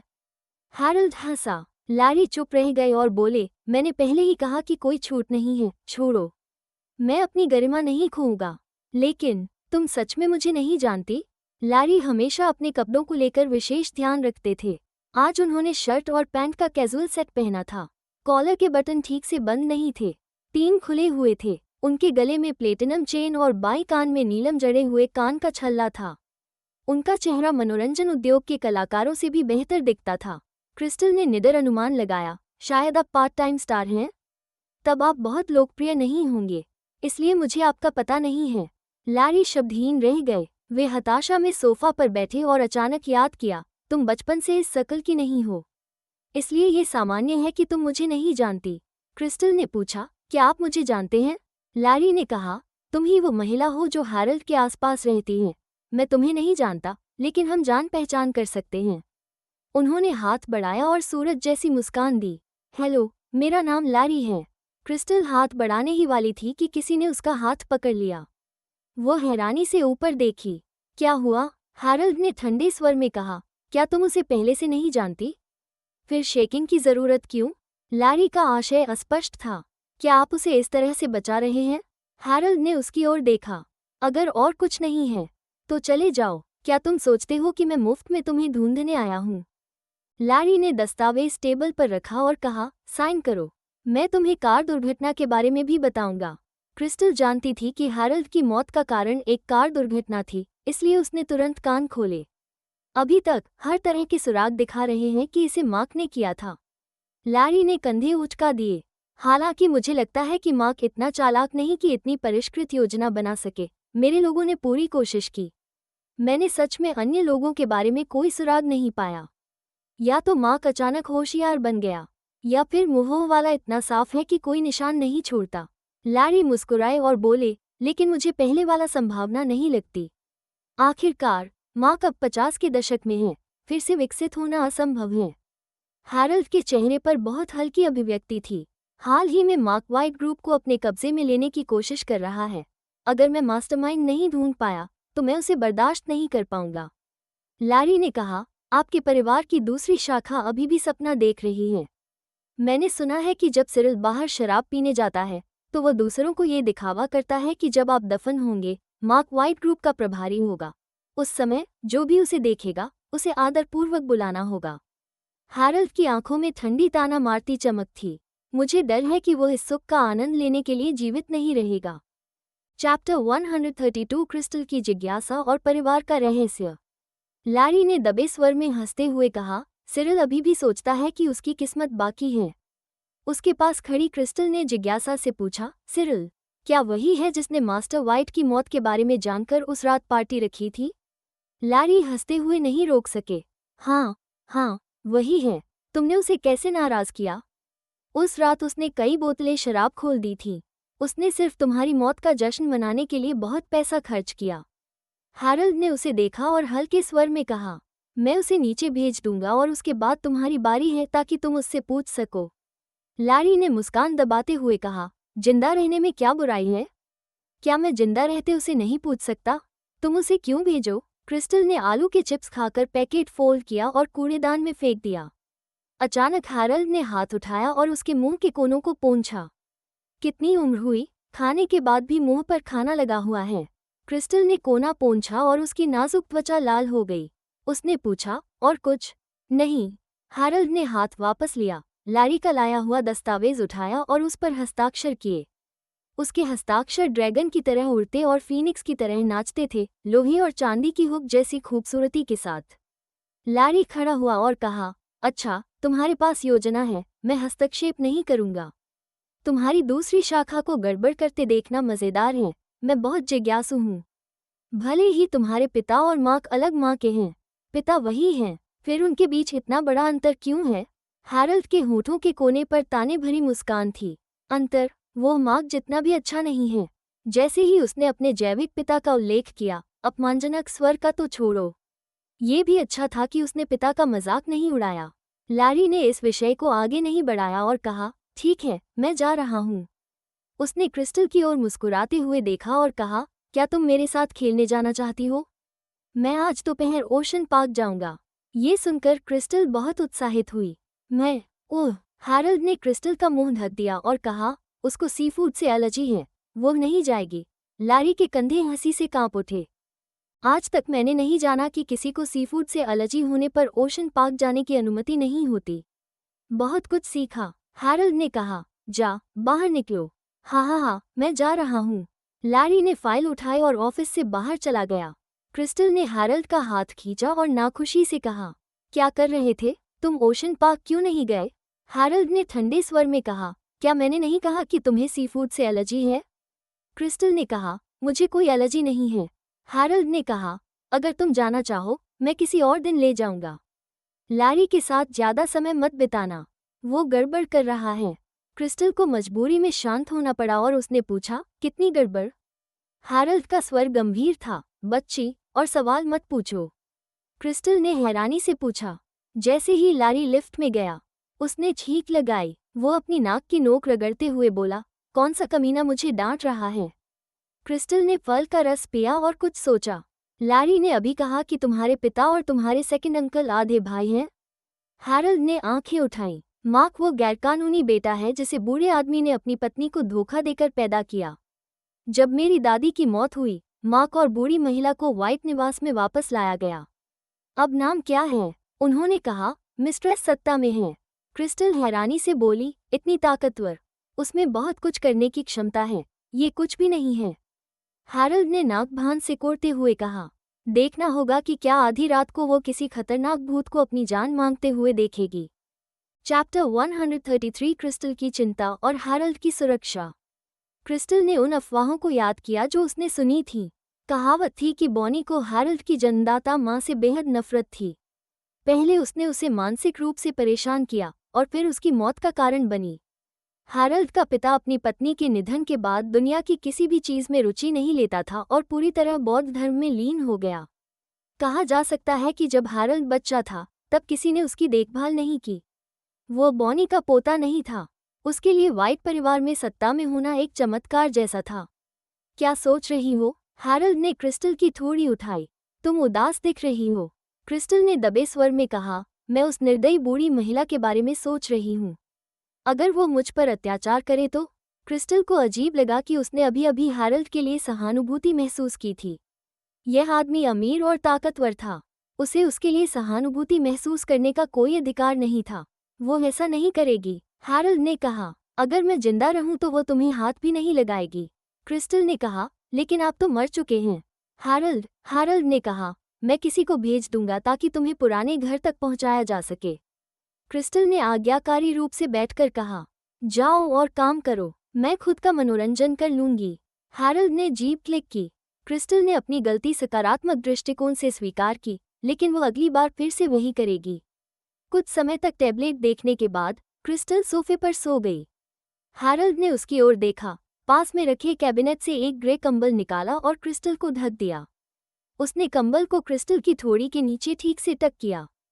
छोटी लड़की के गाल गुलाबी और सफ़ेद थे, थोड़ी सी मांसपेशी उनके कोमलपन को बढ़ा रही थी। उसके अंगुली के टिप पर हल्का सा कोकून था, जो हल्के स्पर्श से उसके थोड़ी पर लाल निशान छोड़ गया। तुम कितनी नाजुक हो। हैरल्ड ने अपना हाथ वापस लिया और देखा कि टैबलेट की स्क्रीन अभी भी चालू थी। उस पर कढ़ाई का पैटर्न था। पैटर्न देखकर अंदाजा लगाया जा सकता था कि यह मटर के फूल के साथ एक फीनिक्स था। उसने टैबलेट बंद किया और टेबल पर रख दिया, फिर वापस अपने ऑफिस में चला गया। क्रिस्टल स्पष्ट रूप से ऑफिस में शांत थी, लेकिन हैरल्ड को लगा कि कुछ अलग है। वहां हवा में हल्की मीठी खुशबू थी। वो किसी और की हल्की सांस भी सुन सकता था, मानो सूरज, चांद और घोड़ा इस क्षण में धीमे हो गए हों।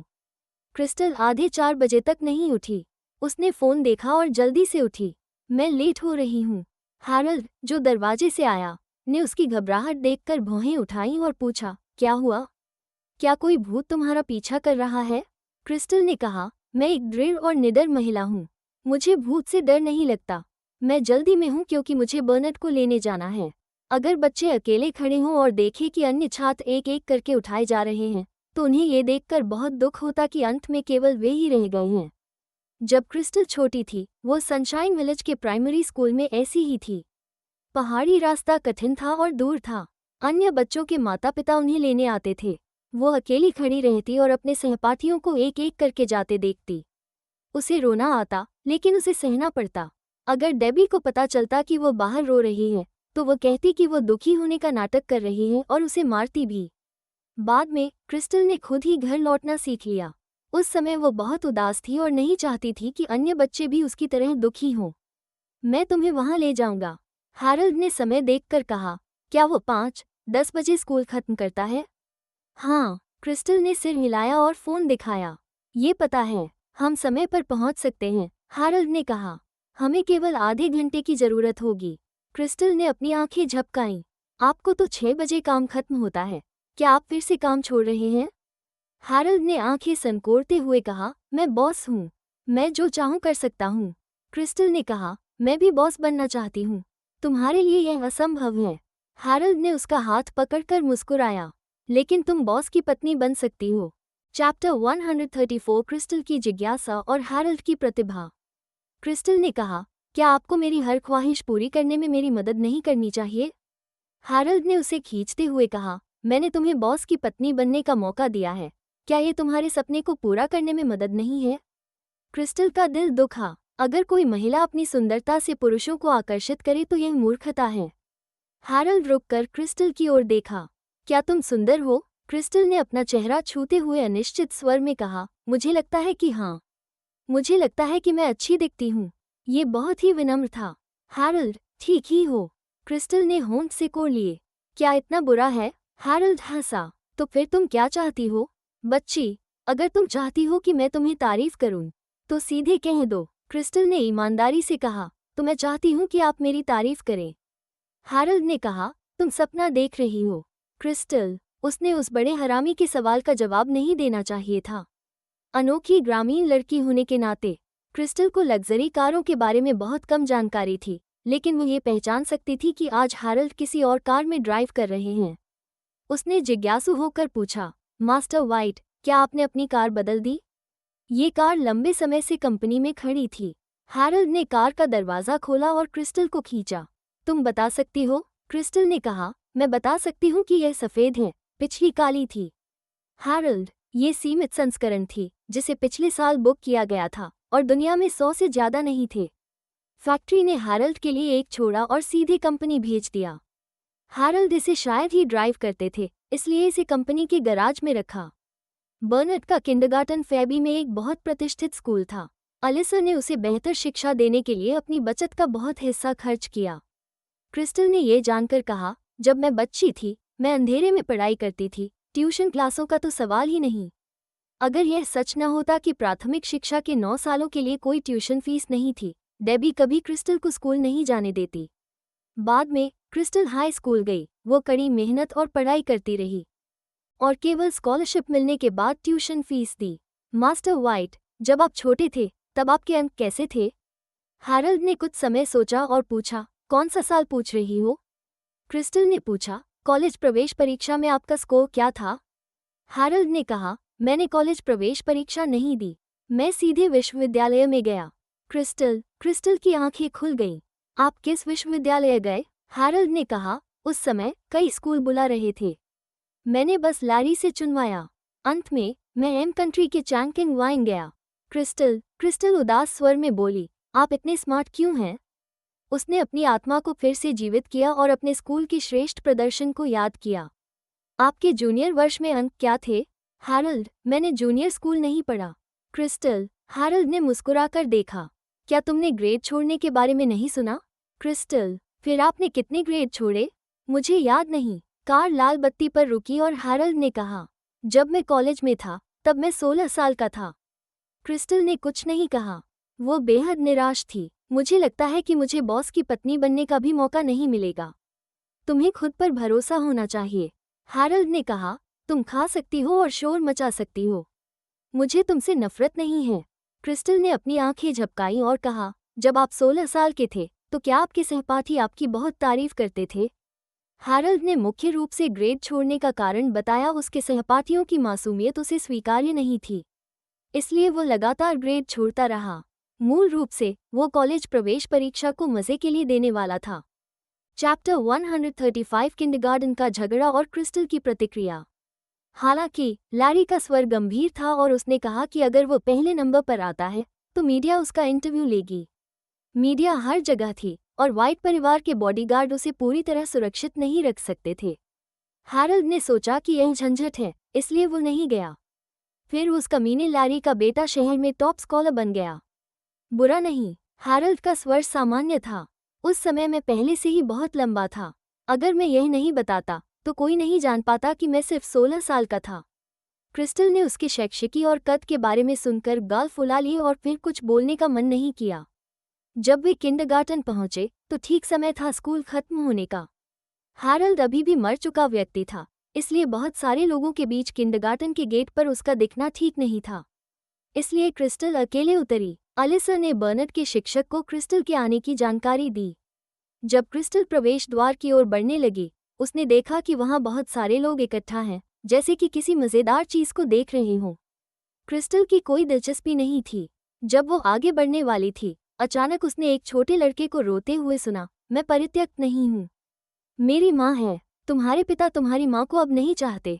तुम्हारी माँ तो बुरी होगी, नहीं तो तलाक क्यों हुआ? एक और बच्चे की तेज आवाज आई। जब तुम्हारी माँ किसी और से शादी करेगी तो तुम्हें कोई ध्यान नहीं देगा। नहीं, छोटा लड़का पलटकर बोला, मेरे माता पिता का तलाक इसलिए हुआ क्योंकि मेरे पिता हमेशा मेरी माँ को मारते थे और वह दर्द में थी।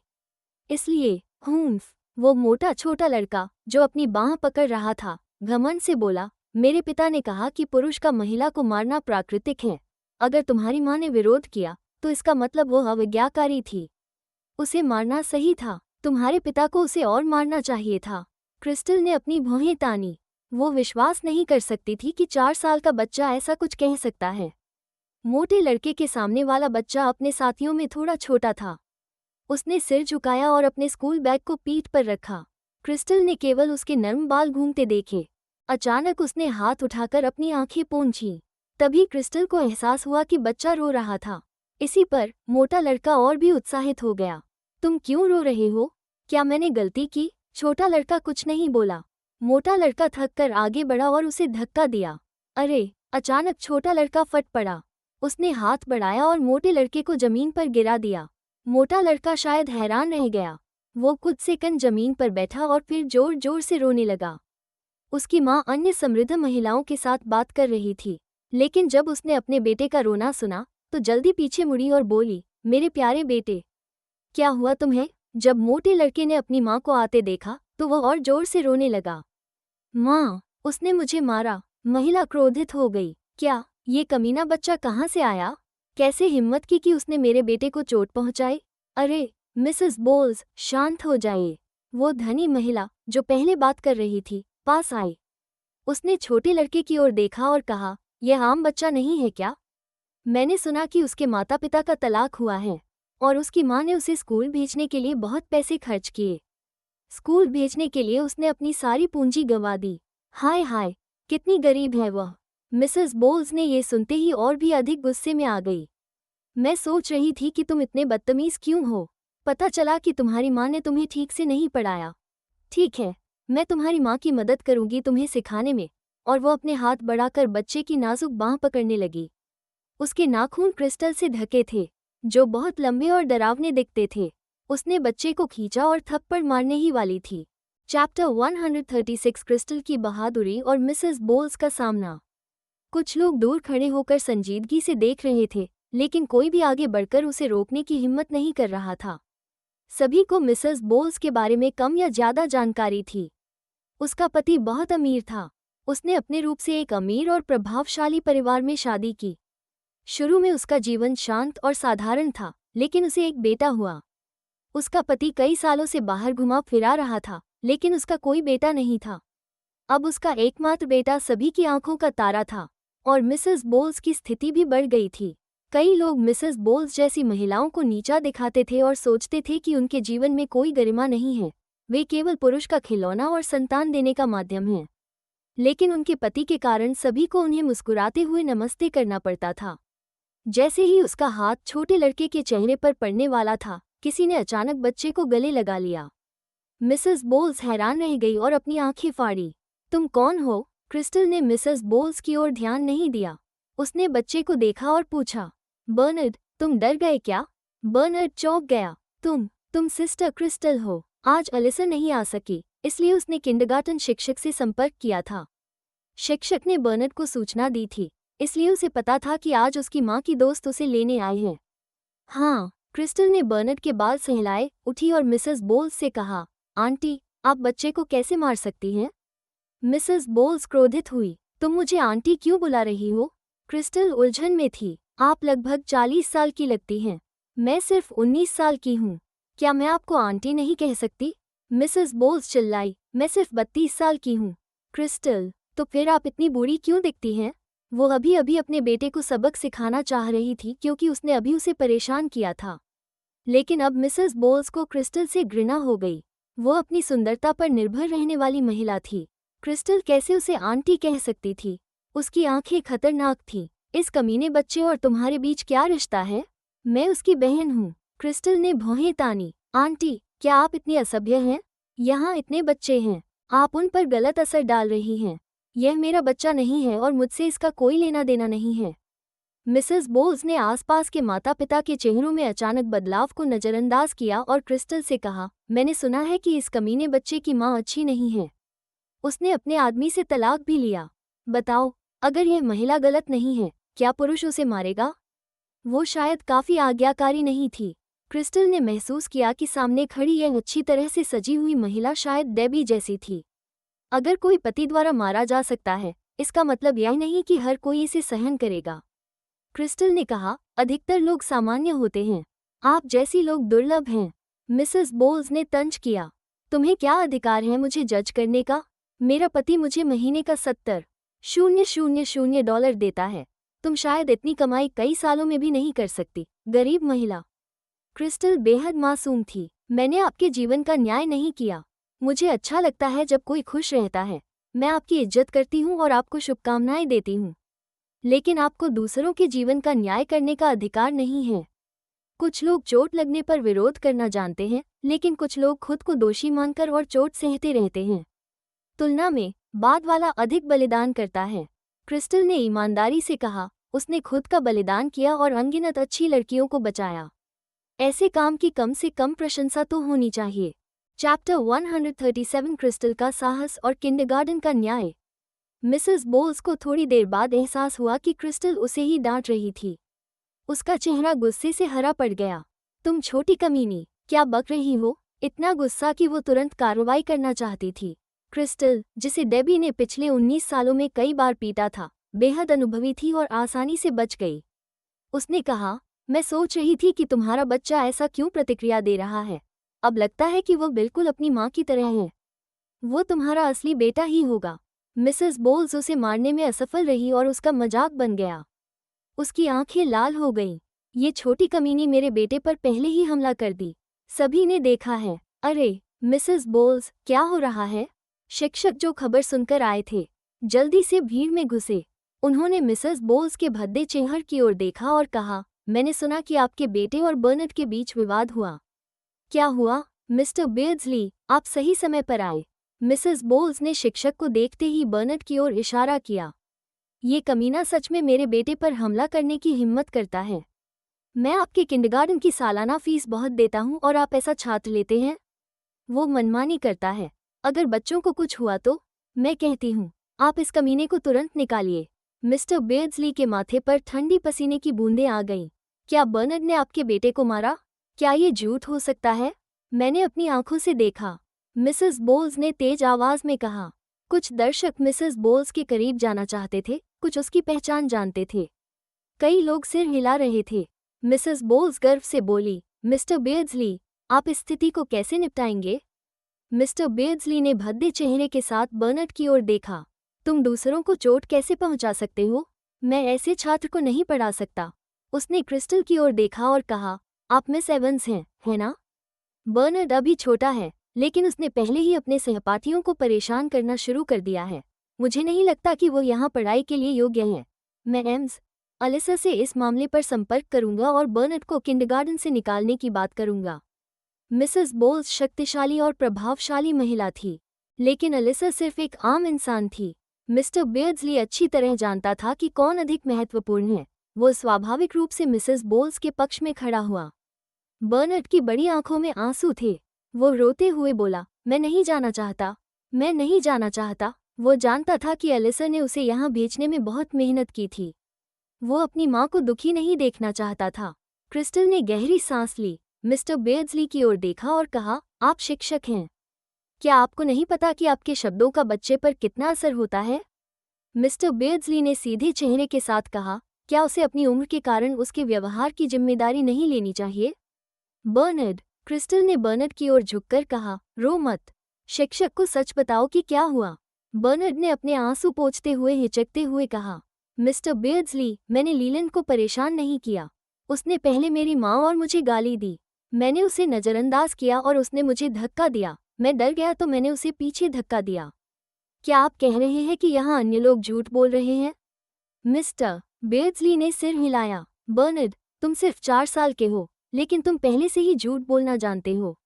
मैं बहुत निराश हूँ। तुम्हें किंडरगार्टन छोड़ना होगा। बर्नार्ड की आंखें चौड़ी हो गईं, जैसे उसे विश्वास ही न हो कि उसके शिक्षक ऐसा कह सकते हैं।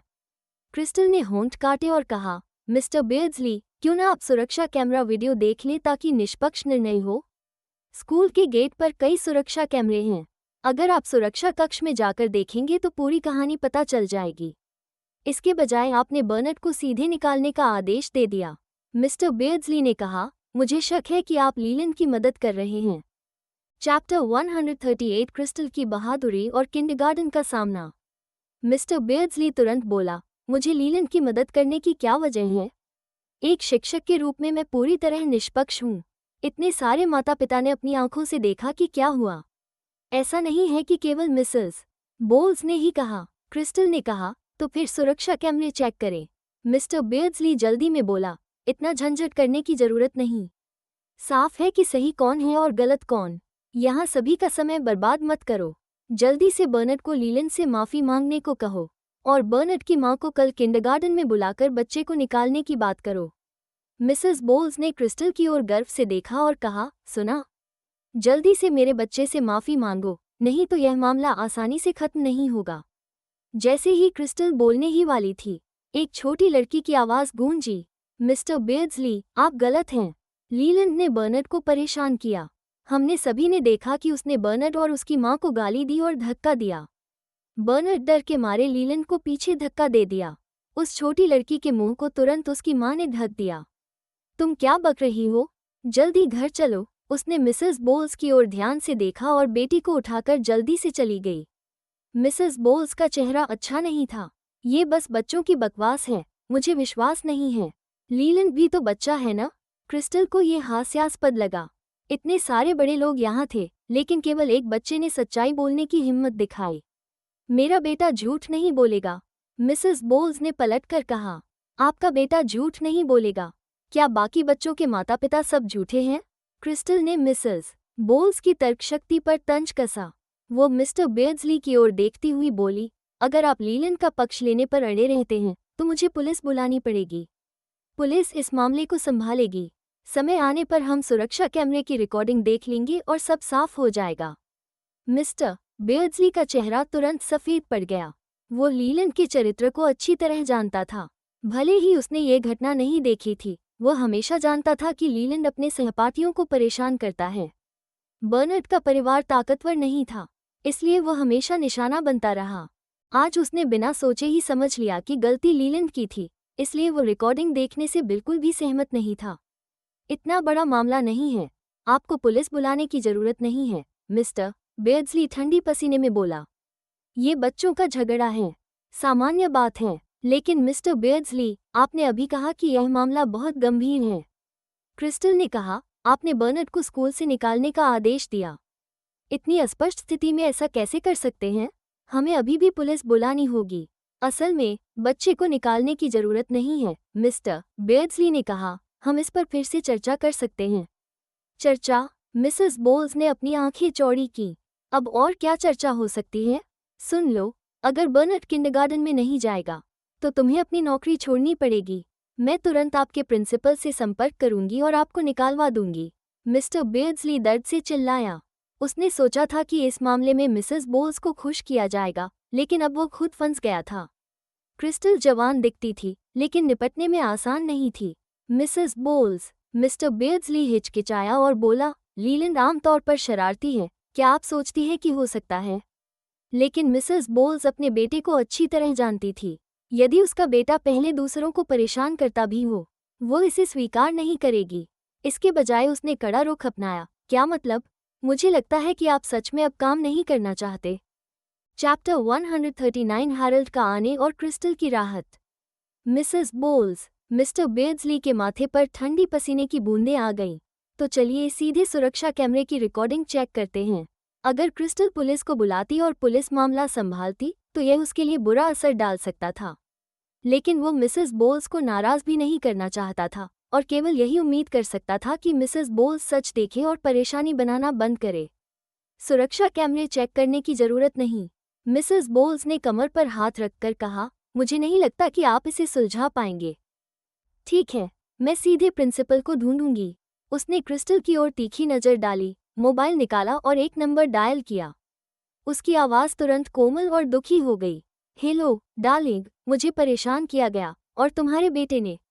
क्या तुम जानते हो कि तुम्हारे बेटे को फंसाया और मारा गया? दूसरा बच्चा एक आम परिवार से है और मुझे नहीं पता कि उसने इतनी हिम्मत कहाँ से जुटाई। हाँ, हमारे बेटे ने उसके बारे में कुछ कहा होगा, लेकिन जो उसने कहा वो सच है। उसकी माँ ने उसके पिता से तलाक ले लिया क्योंकि उसे मारा गया। क्या यह उसके बच्चे के लिए जिम्मेदार नहीं है? मेरी राय में ये सब उसकी गलती है कि बच्चा ऐसा हुआ। हाँ हनी, अब वे कहते हैं कि हमारी गलती है और वे हार मानने को तैयार नहीं हैं। ऐसे बच्चे का किंडरगार्टन में रहना किस काम का? मुझे याद है कि तुम प्रिंसिपल के दोस्त हो। प्रिंसिपल को कॉल करो और बर्नेट को किंडरगार्टन से निकालवाओ। दूसरी तरफ शायद सकारात्मक जवाब मिला। मिसेस बोल्स ने अपनी भौहें उठाईं और गर्व से क्रिस्टल की ओर देखा।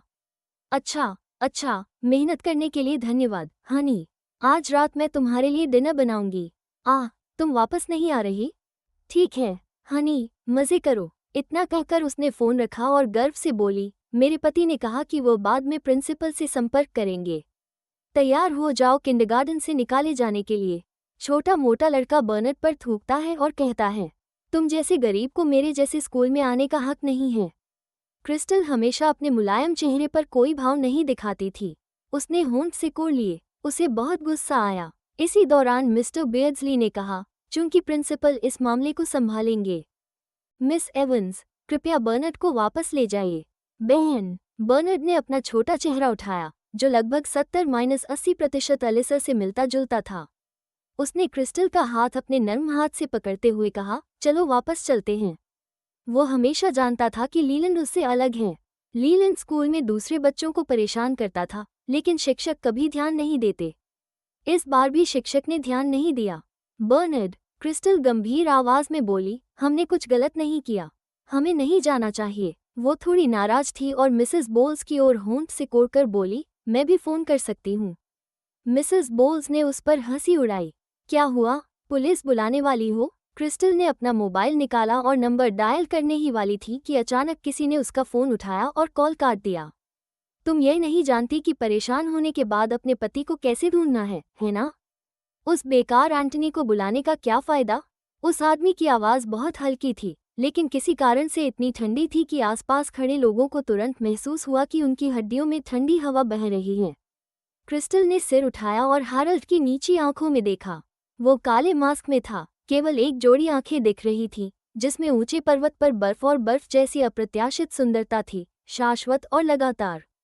मैं तुम्हें परेशान नहीं करना चाहती थी, क्रिस्टल ने निराशा में कहा। तुमने कहा कि मैं खाने और शोर मचाने में अच्छी हूँ। मैं बदल नहीं सकती कि मैं खाने में अच्छी हूँ, इसलिए मैं तुम्हें परेशान नहीं करूँगी।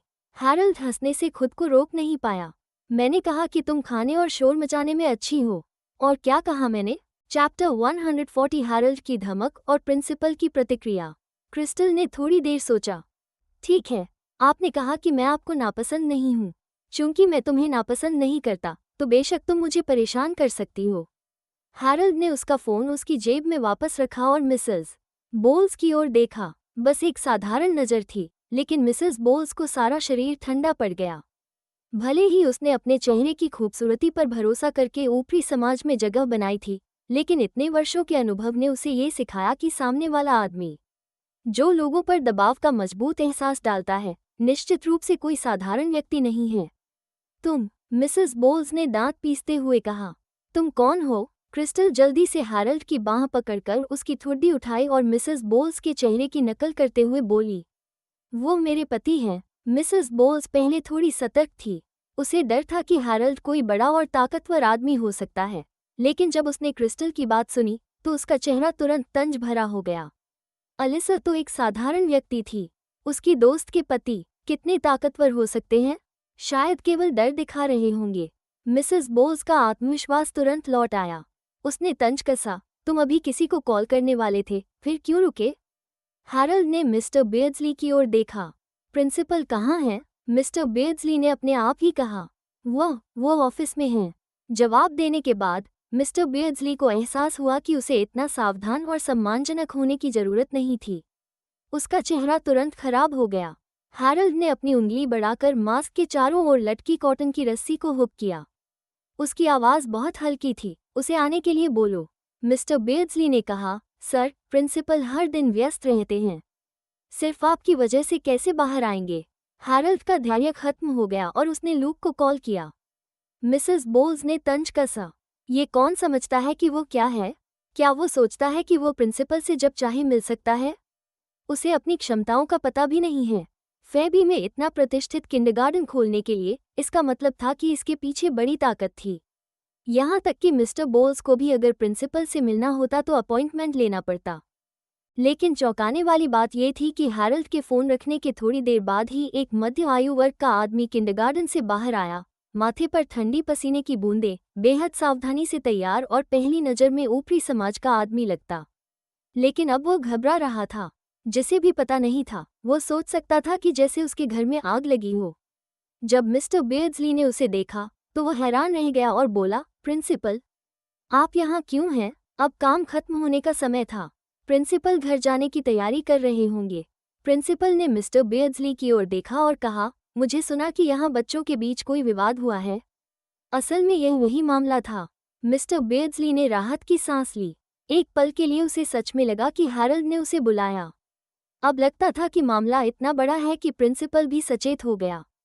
उसने जल्दी कहा, चिंता मत कीजिए, मैंने पहले ही इसे सुलझा लिया। बर्नर्ड ने लीलैंड पर हमला किया था। मैं आपसे बर्नर्ड को किंडरगार्टन से निकालने के बारे में चर्चा करने वाला था। अपना शब्द खत्म करने से पहले प्रिंसिपल ने बीच में टोकते हुए कहा, कई माता पिता ने मुझे बताया कि लीलैंड अपने सहपाठियों को परेशान करता है। क्या आप निश्चित हैं कि यह बर्नर्ड की गलती है? मिस्टर बेड्सली स्तब्ध रह गया। बिल्कुल, प्रिंसिपल। प्रिंसिपल ने सावधानी से हैरल्ड की तरफ देखा और उसका चेहरा तक देखने की हिम्मत नहीं की। उन्होंने केवल क्रिस्टल की ओर मुलायम आवाज में कहा, मिस एवंस, क्या ये सही है? क्रिस्टल ने भ्रमित होकर सिर हिलाया। आप मुझे जानते हैं? प्रिंसिपल हंसे और बोले, मैंने पहले आपके बारे में सुना है। क्या बर्नर्ड आपका दोस्त का बच्चा है? ये कहानी यहीं खत्म नहीं होती, आगे और भी अनजाने राज खुलेंगे। उन्हें मिस ना करने के लिए अभी सब्सक्राइब करें एकोज ऑफ शोभना को।